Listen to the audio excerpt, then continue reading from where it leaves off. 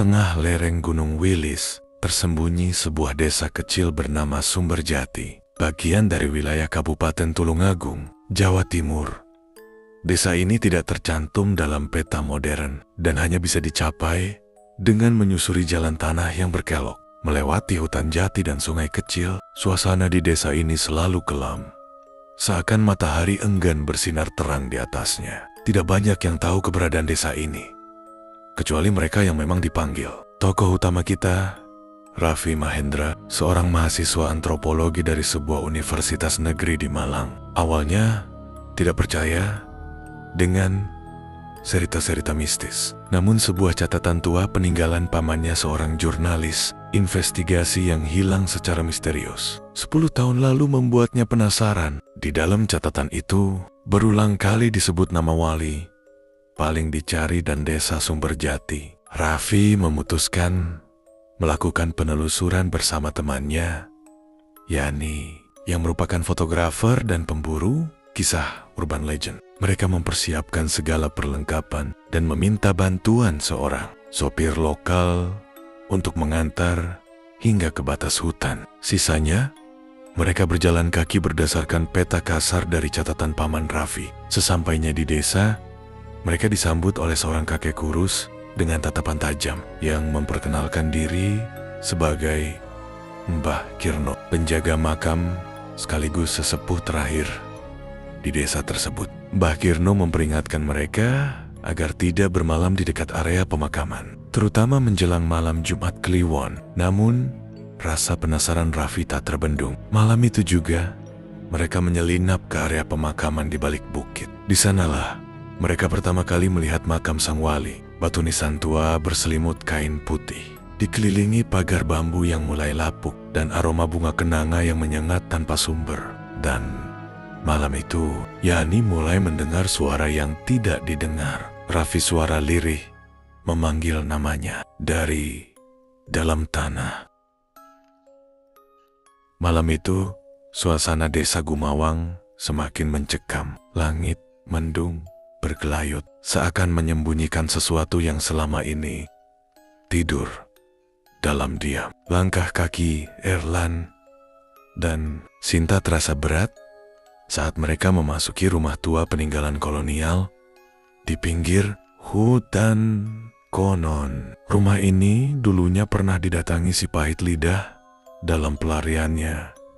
Terakhir, di dalam rumah itu, udara terasa jauh lebih dingin. Bau anyir darah dan kayu lapuk menyambut mereka. Sinta memegang erat liontin kecil di lehernya, warisan dari neneknya yang katanya bisa menangkal ilmu hitam. Tapi malam itu, tak satu pun jimat bisa menenangkan rasa takut yang mulai menyusup pelan. Mereka menemukan satu ruangan yang penuh dengan ukiran aneh di dinding. Gambar lidah panjang menjulur dari wajah yang tidak memiliki mata. Dan di tengga-tengga ruangan, ada kendi tua yang tertutup kain kafan. Di balik kain itu, terdengar suara lirih, seperti bisikan. Atau ratapan, jangan disentuh, kata Erlan lirih. Namun, rasa penasaran mengalahkan logika. Saat kain itu tersingkap, seluruh ruangan bergemuruh. Suara gonggongan anjing dari luar mendadak berhenti, disusul oleh teriakan panjang dari dalam hutan. Suara itu bukan suara manusia. Sinta mulai menangis. Di balik kendi itu tergeletak sehelai kertas dengan tulisan Darah Lidania Messi, membisikkan kutukan. Meski tubuhnya terkubur, tiba-tiba bayangan hitam bergerak cepat di belakang mereka. Erlan menoleh, tapi tak sempat berteriak. Bayangan itu menempel di dinding seperti kelelawar raksasa, dengan lidah menjulur panjang sampai menyentuh lantai. Sinta menjerit dan menggenggam liontinnya lebih erat. Namun liontin itu pecah seketika. Di luar, petir menyambar pohon tua, membakar batangnya. Dari dalam rumah itu, teriakan mereka menghilang, berganti dengan keheningan yang memekakan. Langkah mereka menyusuri lorong gua, makin dalam semakin berat. Cahaya dari lentera yang mereka bawa makin redup, seakan kalah oleh kegelapan yang menyelimuti setiap sudut gua tua itu. Udara makin lembab dan suara tetesan air yang jatuh dari stalaktit menambah sunyi yang mencekam. Di depan, cahaya samar tampak memantul dari dinding batu, seolah ada sesuatu yang memantul dari cahaya lentera mereka. "Apa itu?" bisik Togar lirih, menunjuk ke sebuah dinding datar yang tampak berbeda dari sekelilingnya. Damar mendekat, menyorotkan lentera ke dinding tersebut. Di sana, mereka menemukan simbol aneh yang terukir dalam batu. Simbol itu melingkar, menyerupai lidah ular yang terbelah, dan di sekelilingnya terdapat huruf-huruf tua yang tak bisa mereka kenali. Namun yang paling mengerikan adalah simbol itu tampak hangat saat disentuh. Sial hidup, Damar mengambil buku catatan yang diwariskan kakeknya, membuka halaman yang berisi salinan simbol serupa. Ini yang kakekku sebut sebagai segel pahit lidah, ucapnya dengan suara gemetar. Menurut catatan, siapapun yang membangunkan segel ini akan mendengar suara kutukan leluhur tanah ini. Tiba-tiba, seluruh gua bergetar pelan. Udara menjadi berat. Dari lorong belakang, terdengar suara bisikan panjang, samar namun jelas memanggil nama mereka. Temartuga. Mereka saling berpandangan, jantung berdegup kencang. Dinding yang tadi terukir itu mulai retak, dan dari celahnya, kabut hitam mulai merembes keluar, bergerak perlahan menuju mereka. Togar mencoba menarik Damar untuk kabur, tapi tubuh Damar terpaku. Matanya menatap dalam ke simbol yang kini memancarkan cahaya merah darah. Dia bangkit, si pahit lidah. Dia belum selesai dengan dunia ini. Gumam Damar lari sebelum tubuhnya lunglai dan jatuh tak sadarkan diri. Togar panik, mencoba membopong sahabatnya keluar dari gua. Namun langkahnya terasa berat, seolah ada tangan-tangan tak kasat mata yang menarik kaki mereka kembali ke dalam kegelapan. Langkah mereka meninggalkan goa terasa berat, tidak hanya karena gelap dan sempitnya lorong yang mereka lalui, tapi juga karena beban pertanyaan yang belum terjawab. Damar terus memandangi foto simbol yang mereka temukan dan mengingat jelas pesan terakhir kakeknya sebelum meninggal. Jangan pernah sebut nama itu di tempat sunyi. Jangan pula kau jamah tanda kutukannya. Namun, itu semua sudah terlambat. Setibanya di rumah, suasana terasa berbeda. Udara terasa lebih dingin, dan lampu di ruang tengah tiba-tiba mati, menyisakan suara tik-tik dari jam tua di dinding. Rio menyalakan senter ponselnya, dan saat itulah mereka melihatnya luka merah samar di telapak tangan Damar, tepat seperti bentuk simbol kutukan di goa tadi. Luka itu tidak terasa sakit, tapi terasa hidup, berdenyut. Damar mencoba mengalihkan perhatian dengan membuka kembali buku warisan kakeknya. Di halaman yang semula kosong, tiba-tiba muncul tulisan baru dalam aksara kuno yang belum pernah ia lihat sebelumnya. Aksara itu seolah meneteskan tinta dari setiap lekuknya. Malam itu, mimpi buruk datang. Rio bermimpi dirinya berjalan di antara ribuan jasad yang terbelah lidahnya. Mereka berbisik, memohon agar Rio mengembalikan suara yang telah dirampas. Sedangkan Damar bermimpi dirinya sedang dikejar oleh bayangan besar yang berbisik dalam bahasa tak dikenal. Ia bangun dengan suara serak dan matanya memerah, seolah tidak tidur semalam. Saat pagi menjelang, Damar memutuskan untuk menemui Pak Mardani, sesepuh desa yang dikenal masih memegang adat lama. Mendengar cerita Damar, wajah Pak Mardani langsung pucat. Kalian telah membangunkan roh si pahit lidah. Itu bukan sekadar legenda, itu kutukan nyata yang dijaga oleh waktu. Pak Mardani memperingatkan, jika mereka tak segera menebus pelanggaran itu, lidah mereka sendiri bisa menjadi alat penghukum. Karena kutukan itu hanya memilih mereka yang bersuara lantang, tapi mengabaikan larangan leluhur. Matahari pagi bersinar pucat, tapi dalam hati Damar dan Rio, kegelapan sudah mulai tumbuh. Pagi itu kabut menutupi lereng. Gunung Tilu seperti tirai kelabu yang menutupi rahasia masa lalu. Radit dan Bayu berdiri di depan jalur pendakian yang konon tidak pernah kembali sama. Setelah si pahit lidah melewatinya berpuluh tahun lalu, penduduk sekitar menyebut tempat itu pasir lemah lirih, tanah yang tidak boleh disebut-sebut, apalagi dilangkahi tanpa izin. Aku mimpi jalan ini terbuka sendiri, tanpa daun, tanpa kabut, gumam Radit. Bayu menoleh tajam. Ada suara yang bilang, naiklah, kutunggu di atas. Dengan lidahmu. Tak ada yang menjawab. Mereka melangkah. Hening.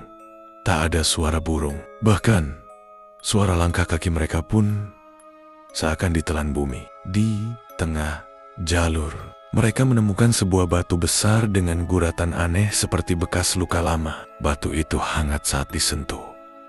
Padahal, udara sekitar menggigit dingin. Di atasnya, tertulis samar dalam aksara kuno Sunda, Sapa nyebut, bakal nyusul. Bayu mendadak pucat. Ini bukan gurauan, ini peringatan. Saat malam turun, dan mereka berkemah di pos bayangan, terdengar suara langkah berat dari kegelapan. Bukan Hyuhan, bukan manusia biasa. Radit menyalakan senter cahaya, menerpa sosok hitam tinggi dengan mulut menganga, dan lidah menjulur panjang, menjilat tanah basah. Ulah nyebut, desis makhluk itu seolah mengulang kata-kata leluhur. Bayu memejamkan mata, namun suara itu justru berbisik, lebih dekat, langsung ke telinganya. Hutang lidahmu belum lunas. Pagi harinya, Radit terbangun sendirian. Tidak ada tenda, tidak ada bekas api unggun, tidak ada Bayu. Yang tertinggal hanyalah seutas kain merah tergantung di dahan dengan bekas darah kering dan gulungan kertas. Di bawahnya bertuliskan, aku melihat wajahnya dan sekarang aku menjadi bagian dari kutukannya. Angin malam berhembus lebih dingin dari biasanya. Langit di atas gunung Rajapati mendadak diselimuti awan hitam pekat meski belum waktunya hujan. Radit dan Naya kini hanya berdua. Setelah Bayu menghilang secara misterius, mereka memutuskan bertahan di pos kecil yang mereka bangun di dekat batu besar tempat kutukan konon bermula. Tapi malam itu sesuatu berubah. Saat Naya terlelap dalam pelukan kantung tidurnya, Radit duduk termenung di depan api unggun yang mulai mengecil. Tiba-tiba, dari balik batu, terdengar suara samar seperti desahan panjang, diiringi bisikan lirih yang tak dikenalnya. Radit menggorniot, mencoba meyakinkan dirinya itu hanya suara angin. Tapi, ketika suara itu menyebut namanya, jantungnya hampir melompat. Radit kembali. Utara. Dia melangkah mundur. Suara itu terdengar seperti suara Bayu, tapi dengan nada yang patah-patah dan berat, seperti seseorang yang bicara dari balik kubur. Radit berlari masuk ke tenda, membangunkan Naya dengan panik. Aku dengar suara Bayu, katanya. Wajahnya pucat. Naya awalnya tak percaya, tapi saat mereka keluar untuk mengecek, mereka menemukan sesuatu yang membuat darah mereka beku.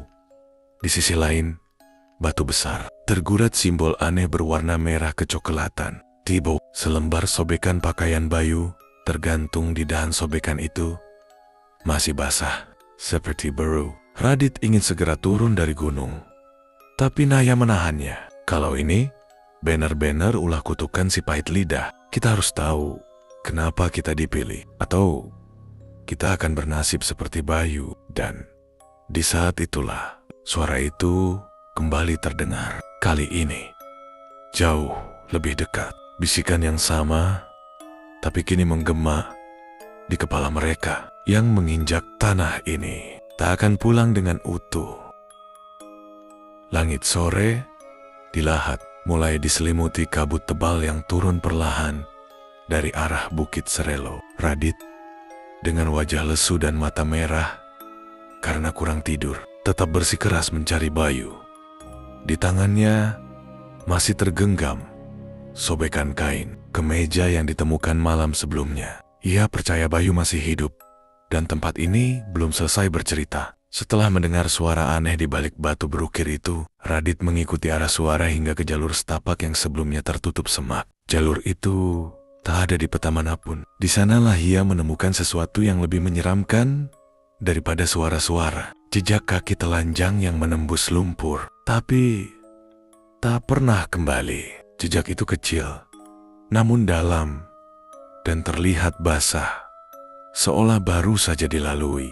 Semakin jauh, Radit menyusuri jalur itu. Suara-suara lirih mulai muncul di telinganya. Bukan hanya panggilan, tapi ratapan, tawa, dan bisikan tak berbahasa. Ia menoleh, namun tak ada siapa-siapa. Suara itu datang dari segala arah, seperti ada yang berjalan bersamanya, bersembunyi dalam kabut. Saat hari mulai gelap, Radit menemukan pondok tua yang hampir tertelan semak. Dindingnya lapuk, atapnya bolong, dan di depannya tergantung papan kayu bertuliskan huruf-huruf pudar, "Rumah penjaga." Ia ragu, tapi langkah kakinya justru membawanya ke dalam. Di dalam pondok itu, bau anyir dan debu menyambut. Di salah satu sudut, tergantung foto tua berbingkai kayu. Di foto itu, berdiri seorang pria berpakaian lurik, menatap tajam ke kamera. Di belakang pria itu berdiri Bayu, tapi foto itu usang, terlalu usang untuk diambil.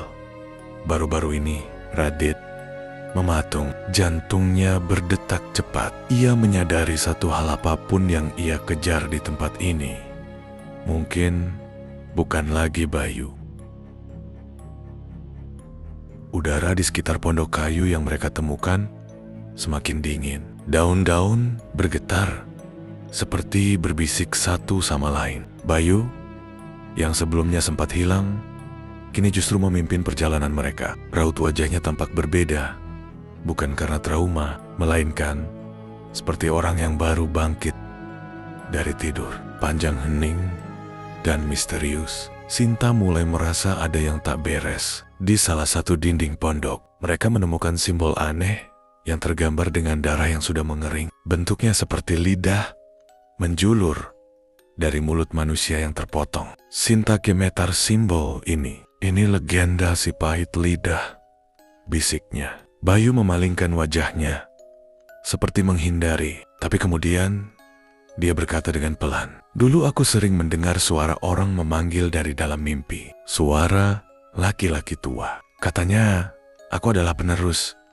Aku pikir itu cuma mimpi buruk." Rudy, yang sejak awal skeptis, kini mulai goyah. Ketika mereka menyisir sisi lain pondok, mereka menemukan ruang bawah tanah tersembunyi. Anak tangga yang rapuh menurun ke dalam kegelapan pekat. Di sana, udara terasa sangat berat. Bau busuk bercampur tanah, lembab menusuk hidung. Dengan senter yang redup, mereka turun perlahan. Ruangan itu ternyata adalah ruang ritual kuno. Di tengah ruangan terdapat patung batu kecil menyerupai wajah pria dengan lidah menjulur panjang ke bawah, membeku dalam ekspresi murka. Di sekelilingnya, bekas darah masih tampak segar, meski pondok ini seharusnya sudah ditinggalkan puluhan tahun. Bayu mendekat ke patung. Tangannya bergetar saat menyentuh ukiran di dasar. Patung nama kecilnya tertera di sana, diukir dengan sangat halus. "Bagaimana mungkin ini bisa ada?" katanya parau. Tiba-tiba terdengar langkah berat dari atas. Seseorang atau sesuatu telah memasuki pondok, dan mereka semua tahu malam ini bukan hanya tentang legenda. Malam ini mereka akan mengetahui siapa sebenarnya si pahit lidah, dan siapa di antara mereka yang telah dipilih. Angin malam itu dingin dan menggores kulit seperti jarum. Bayu Darto dan Sari berdiri kaku di dalam ruangan bawah tanah. Rahasia yang baru saja mereka temukan. Patung batu si pahit lidah berdiri di hadapan mereka.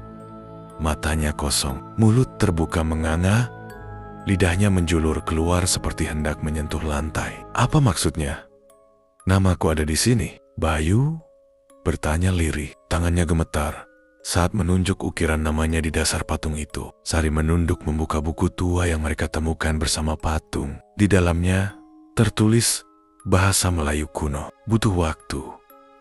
Tapi dari potongan-potongan kata, mereka memahami satu hal. Keturunan terakhir, si pahit lidah, hanya bisa lepas dari kutukan dengan menerima bagian dirinya yang telah terpisah lidahnya. Tiba-tiba, patung itu retak. Sebuah suara lirih, hampir seperti bisikan, memenuhi ruangan. Bayu, warisanmu menunggumu. Darto mundur ketakutan. Kita harus keluar dari sini.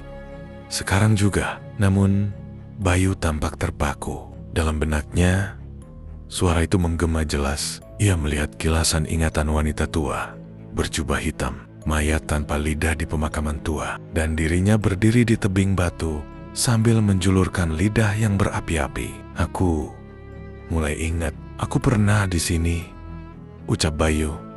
Napasnya tersengal. Langit di atas desa tiba-tiba berubah. Kilat menyambar tanpa suara. Desa Gumawang seolah menahan napas. Suara tangisan dan tawa bercampur jadi satu. Datang dari segala arah. Lidah batu di patung itu mulai berdenyut. Hedap, Sari menjerit saat melihat bayangan besar muncul di pintu masuk gua. Tubuhnya membesar, lidahnya menjulur liar, dan matanya menyala merah. Sosok itu sangat menyerupai patung si pahit. Lidah namun, kini dalam wujud nyata. Jika warisanku adalah kutukan, maka aku akan melawannya, ujar Bayu, memegang batu kecil, bersimbol aneh, dari buku tua. Namun, apa yang akan terjadi jika kutukan itu bukan untuk dihapus, tapi untuk diwariskan? Malam semakin larut, dan semakin dalam mereka menjelajahi pabrik yang ditinggalkan, semakin nyata keberadaan kekuatan jahat yang mengintai mereka. Sarah menggenggam senter dengan tangan yang mulai gemetar. Pabrik itu terasa seperti labirin tanpa akhir, lorong-lorong yang seakan tidak pernah selesai, dan semakin membingungkan. Setiap kali mereka mengambil belokan, keheningan itu begitu mencekam, hanya dipecahkan oleh langkah kaki mereka yang menggema di sepanjang dinding yang retak dan rusak. Aku merasa seperti ada yang mengikuti kita, bisik Jason, matanya melirik ke belakang, berharap tidak ada sesuatu yang mengintai dari kegelapan. Sarah tidak menjawab. Dia tahu persis apa yang dimaksud Jason. Sejak mereka memasuki pabrik ini, perasaan tidak enak itu terus menggelayuti mereka. Udara yang berat, bau karat dan jamur yang menyengat, serta bisikan yang seolah-olah datang dari dinding semuanya, memberi tanda yang jelas bahwa sesuatu yang lebih gelap sedang menunggu mereka. Sudah hampir sampai, kata Sarah.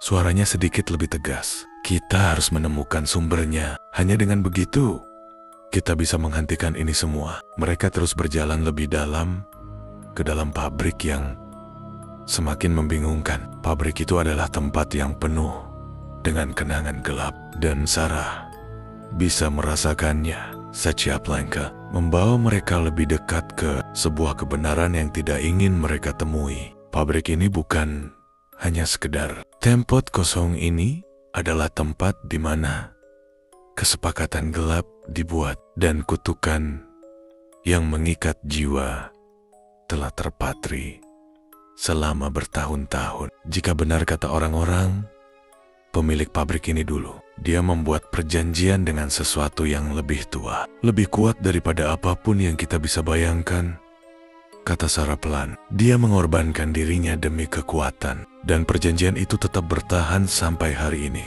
Sheizong Meng Dengus, kau yakin perjanjian itu masih berlanjut? Sangat, jawab Sarah. Dan itulah sebabnya kita di sini untuk menghentikan semuanya. Tiba-tiba di depan mereka sebuah suara keras terdengar, diikuti dengan derit logam yang mengerikan. Mereka berhenti, saling memandang, lalu melangkah hati-hati ke arah suara itu. Senter Sarah bersinar di dinding-dinding kotor dan berlumut. Tetapi ruangan yang mereka tuju tampaknya lebih gelap daripada sebelumnya. Sumber suara itu berasal dari sebuah pintu logam besar yang tersegel rapat. Pintu itu terlihat tua dan berkarat, terhubung dengan rantai yang tampak sangat kokoh. Ada sesuatu yang aneh dengan pintu ini sepertinya. Ini adalah pintu yang tidak seharusnya dibuka. Tapi Sarah tahu, mereka tidak punya pilihan lain. Apa yang ada di dalam? Tanya Jason. Suaranya mengandung rasa khawatir yang tak bisa disembunyikan. Ini dia, jawab Sarah dengan tegas, sumber dari segalanya. Dia meraih rantai di pintu itu, dan dengan susah payah mencoba membuka kunci yang menahannya. Begitu rantai itu terlepas, pintu logam itu terbuka. Dengan suara gemuruh yang memekakan telinga, kegelapan di dalamnya terasa mencekam, dan udara dingin yang keluar dari ruang itu membuat tubuh mereka menggigil. Tanpa kata, Sarah melangkah pertama kali ke dalam ruangan yang gelap. Jason mengikuti dengan ragu, dan di belakang mereka suara pintu yang menutup perlahan terdengar dengan keras. Mereka sekarang terperangkap. Di dalam ruangan itu, sebuah simbol kuno tampak terukir di lantai, bercahaya samar dalam kegelapan. Di tengah ruangan terdapat sebuah pedestal batu besar yang tampaknya sangat tua. Di atasnya terletak sebuah objek yang tampak seperti hati manusia yang sudah membusuk, tapi masih bergerak berdetak dengan lambat namun pasti. Darah yang mengalir dari benda itu berwarna hitam pekat. Sarah terperanjat tubuhnya. Membeku itu hati Creed, bisik Jason melihat dengan cemas. Jadi ini yang kita cari, hati yang terikat pada jiwa pria itu. Sarah mengangguk. Ini adalah sumber dari kutukan ini. Perjanjian yang dibuat oleh Creed yang membuatnya abadi, tetapi dengan harga yang sangat besar. Mereka berjalan lebih dekat, tetapi saat itulah suara bisikan yang mereka dengar sebelumnya semakin keras berubah menjadi suara yang jelas, seperti suara seseorang yang berbisik. Langsung di telinga mereka, tiba-tiba bayangan gelap muncul dari sudut ruangan, dan seorang sosok yang tinggi dan ramping dengan wajah yang hancur dan tampak kosong melangkah ke arah mereka. Saatnya sudah tiba, suara itu bergema, suaranya seperti berbisik di dalam kepala mereka. Sosok itu yang mereka ketahui sebagai Thomas Creed, pemilik pabrik ini yang telah lama meninggal, kini bangkit dari kutukan yang telah mengikatnya selama bertahun-tahun. Apakah kalian benar-benar siap untuk menghentikan ini? Bisik Creed dengan suara yang begitu dalam dan penuh amarah. Kalian akan merasakan akibat dari perjanjian ini seperti yang lainnya. Sarah dan Jason berdiri tegak, menyadari bahwa ini adalah pertarungan terakhir mereka. Mereka harus menghancurkan hati itu sebelum semuanya terlambat. Sebelum perjanjian itu menguasai mereka dan semua jiwa yang terperangkap di dalamnya. Namun, sosok Creed melangkah lebih dekat, matanya yang kosong menatap mereka dengan kebencian yang mengerikan. Kalian tidak akan bisa menghentikan apa yang telah dimulai, katanya.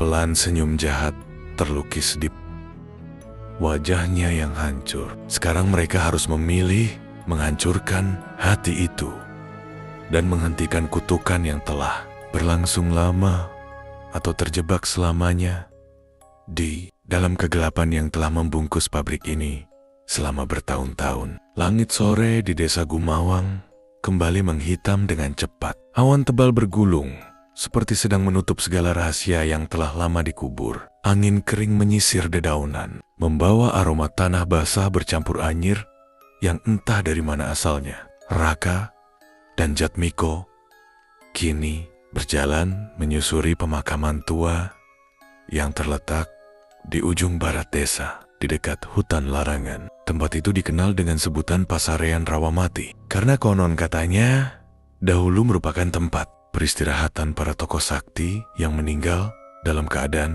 tidak wajar, termasuk salah satunya tokoh utama dalam legenda si pahit lidah yang telah mereka telusuri sejak awal. Ini batu nisannya, ujar Jatmiko lirih sambil menyorotkan senter ke sebuah pusara besar yang tertutup lumut dan retak di beberapa sisi. Roka menandok, memperhatikan ukiran tua yang nyaris tak terbaca. Namun, bentuk simbol aneh di bagian atas nisan membuatnya bergidik. Simbol yang sama pernah ia lihat dalam lukisan kuno di rumah. Mbah Narti, satu pertanda bahwa makam ini bukan makam biasa. Saat mereka mulai membacakan doa, suara gemerisik terdengar dari semak di dekat mereka. Awalnya kecil, lalu menjadi seperti langkah kaki menyeret rantai. Jatmiko menoleh cepat, tapi tidak melihat apa-apa. Sementara itu, Raka merasa pundaknya tiba-tiba berat, seperti ada tangan tak kasat mata menumpu di sana. Tanpa peringatan,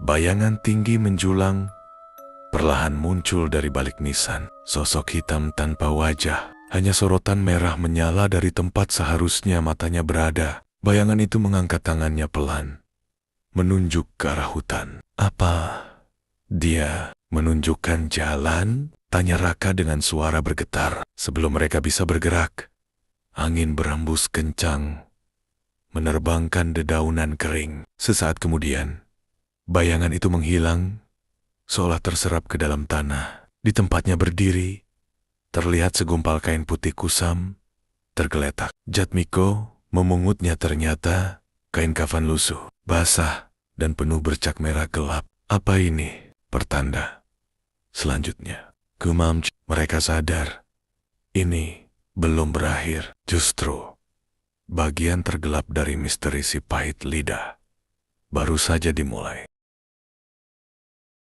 Angin berhembus lebih dingin malam itu saat Saka dan Mirna akhirnya mencapai puncak bukit, tempat di mana legenda si pahit lidah dipercaya bersemayam. Pepohonan tua berdiri kaku seperti penjaga bisu, dan di tengah lapangan kecil yang dikelilingi akar-akar menjeler, tampak batu besar menyerupai singgasana batu yang disebut-sebut sebagai tempat terakhir di mana si pahit lidah mengucap sumpahnya yang terakhir. Mirna menggenggam erat naskah kuno yang mereka temukan di episode sebelumnya. Di situ tertulis pengakuan si pahit lidah tentang dosanya sendiri, bahwa ia pernah menyalahgunakan kekuatan kutukannya, dan karena itu ia dikutuk pula untuk menjaga dunia dari ketidakseimbangan antara yang hidup dan yang mati. Namun, naskah itu juga menyebut satu hal mengerikan. Jika kutukan terakhir terucap, maka yang terbelenggu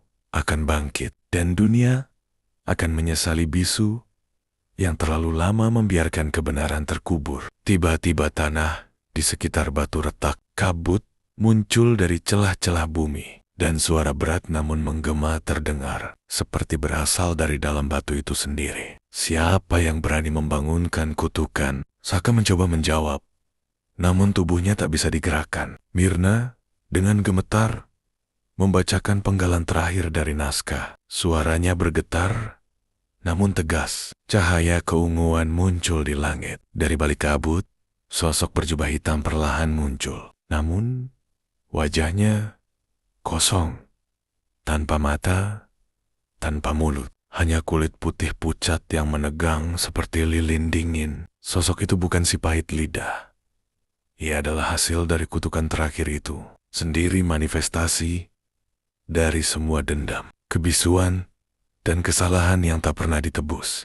Tiba, bayangan-bayangan dari seluruh perjalanan mereka muncul mengelilingi mereka. Warga desa Lemah Abang, penjaga nisan, dan bahkan sosok-sosok dari hutan bambu. Semuanya menunduk, seakan menyambut akhir. Saka akhirnya berkata lirih, mungkin ini bukan tentang mengakhiri kutukan, tapi memahami kenapa kutukan itu ada. Dan saat ia menyentuh batu besar itu, semua lenyap dalam terang.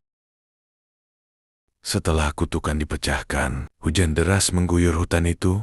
Untuk pertama kalinya setelah puluhan tahun, tanah yang sebelumnya retak dan tandus kini berubah basah, seperti menyerap kesedihan yang telah lama dipendam. Saka berdiri di depan batu nisan tua yang terukir. Nama Wali Hasan bin Rahmatullah.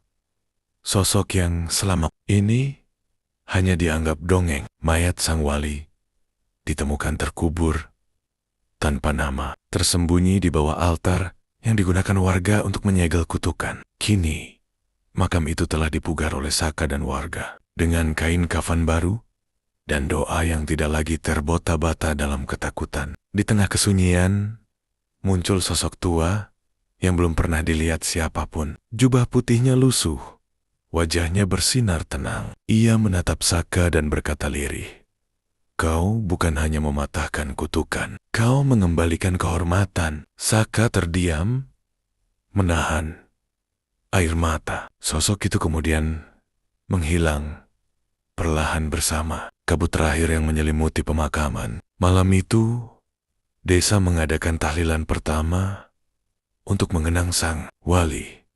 Tak ada lagi suara-suara aneh dari dalam hutan. Tak ada lagi mimpi buruk. Namun, sebelum Saka pulang, ia menemukan secarik kertas di bawah sajadah pusaka yang ditemukan dekat makam. Tulisan tangan itu berbunyi, "Jika suatu hari tanah ini kembali menangis, janganlah diusir hujan, tapi tanyalah siapa yang dilupakan." Saka tahu, cerita ini belum benar-benar berakhir. Tapi, untuk malam itu, tanah tenang, langit bersih, dan kutukan telah berakhir.